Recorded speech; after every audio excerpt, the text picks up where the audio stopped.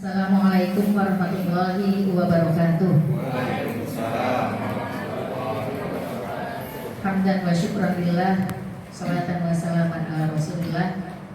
Allahumma nawwir qulubana binuri hidayatika kama nawwartal ardha binuri syamsika abadan abada bi rahmatika ya arhamar rahimin. Puji dan syukur marilah kita panjatkan kepada Zat yang Maha Agung, Zat yang Maha Ghafur yang tak pernah tidur, Allah Subhanahu wa taala.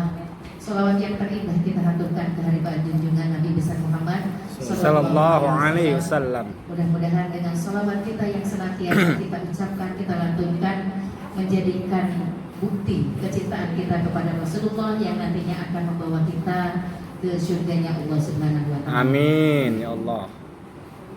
Hadirin sekalian yang berbahagia, rekan-rekan semua, di dalam kehidupan ini, roda kehidupan tidak selamanya ada di atas, tidak selamanya ada di bawah. Karena roda itu selalu berputar seiring dengan berputarnya usia kita. Oleh karenanya ada formulasi yang ditawarkan oleh ulama yang bernama Syekh Muhammad bin Abdul Wahab At-Tamimi yang mengatakan ada 3 kebahagiaan yang akan kita capai apabila kita memegang kepada 3 hal tersebut. Yang pertama adalah bersyukur kepada Allah. Ketika kita diberikan apapun juga oleh Allah, nikmat yang besar dari Allah maupun nikmat yang kita rasakan mungkin kecil, itu akan kita syukuri sekecil apapun, sebesar apapun pemberian daripada Allah Subhanahu wa taala. Ketika kita akan bersyukur, janji Allah, la in syakartum la azidannakum wa la in kafartum inna adabi lasyadid. Siapa yang bersyukur kepadamu akan aku tambah, tapi apabila mereka kufur, maka azab yang akan Allah berikan kepada kita. Na'udzubillah min dzalik. Ketika kita bersyukur, ada 3 syarat yang harus kita punya. Yang pertama adalah ketika kita bersyukur dengan hati kita, bahwa menekatkan dalam hati nikmat ini adalah semuanya datangnya dari Allah, bukan datangnya dari makhluk, bukan datangnya dari suami, bukan datangnya dari atasan, tapi semua rizkinya itu dari Allah. Tapi ketika kita menekankan bahwa ini semua dari Allah, Allah juga memberikan pelajaran kepada kita.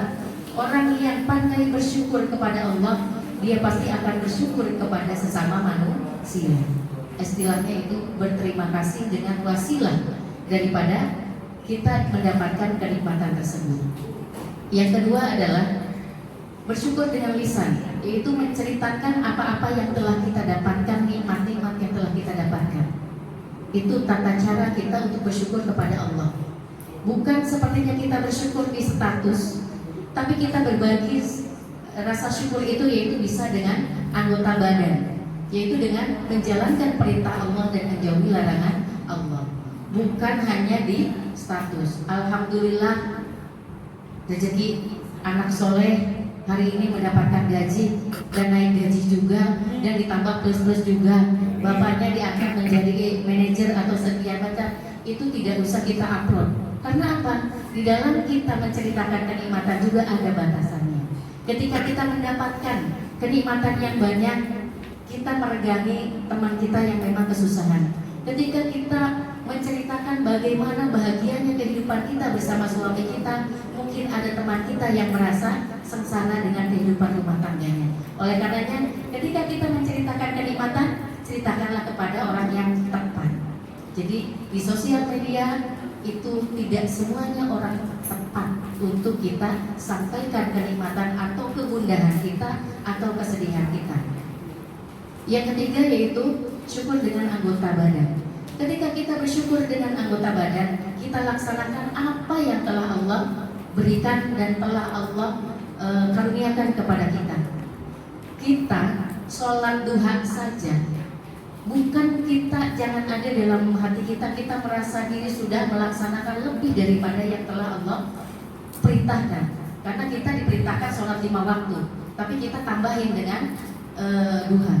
Itu bukan berarti kita tambahan, itu hanya rasa syukur saja kepada Allah.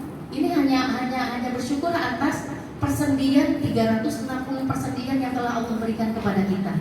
Jadi ketika kita sombong melakukan sesuatu kebaikan, itu tidak sebanding dengan kebaikan yang telah Allah berikan kepada kita.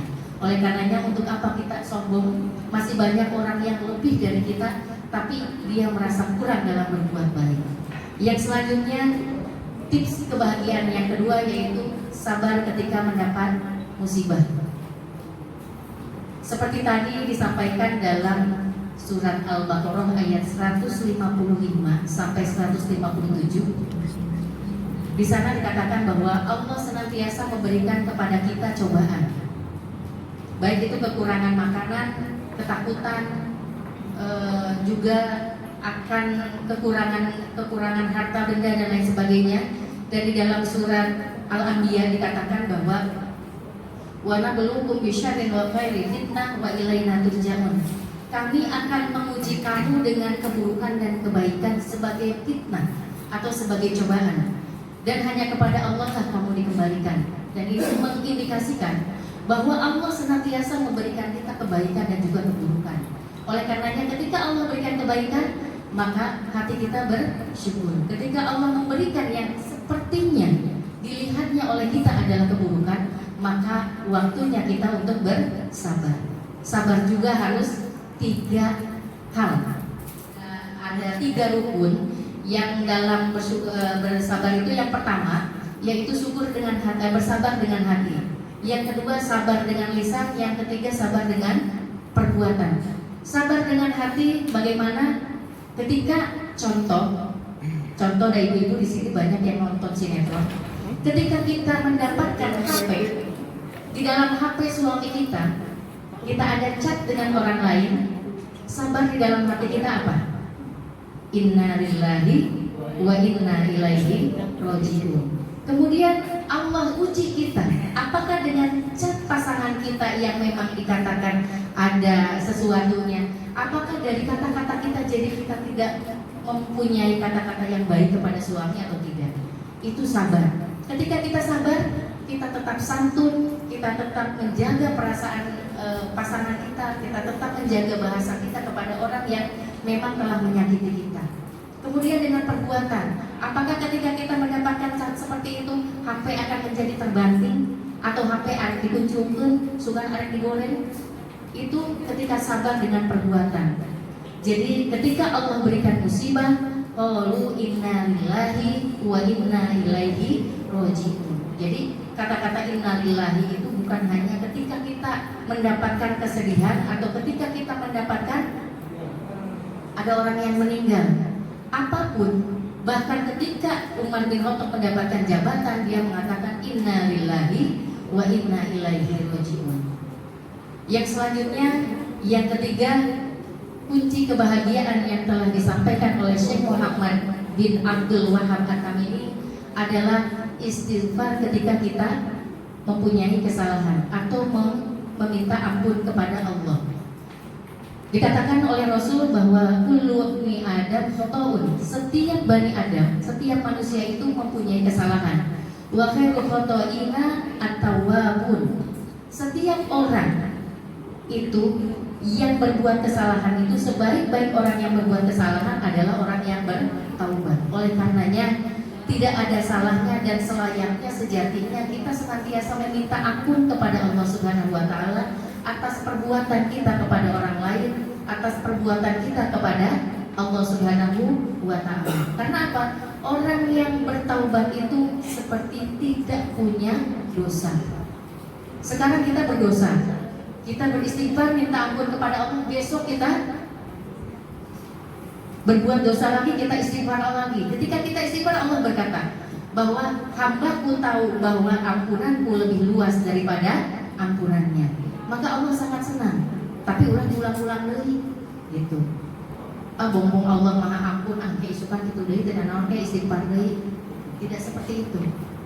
Tapi kita orang yang bodoh adalah yang 2 kali berbuat kesalahan yang sama. Oleh karenanya marilah kita sama-sama perbaiki diri, sama-sama kita menjadikan diri kita lebih baik lagi dengan berpegang kepada 3 kebahagiaan, kunci kebahagiaan. Yang pertama tetap bersyukur kepada Allah. Yang kedua bersabar dengan apa yang telah Allah berikan, baik dan buruknya yang telah Allah berikan kepada kita. kadang rencana Allah itu lebih indah dari apa yang kita inginkan. Allah lebih tahu apa yang kita butuhkan, bukan Allah menginginkan apa yang kita inginkan.